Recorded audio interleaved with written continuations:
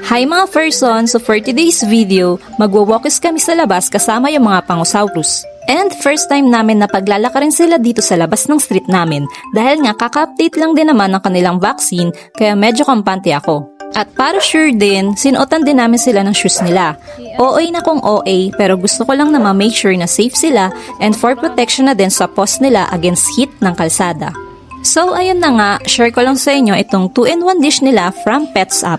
Dinesign ito for easy walking for multiple dogs and puppies. Kaya kung meron kang 2 dogs, mas ma-handle mo sila while walking or running at the same time.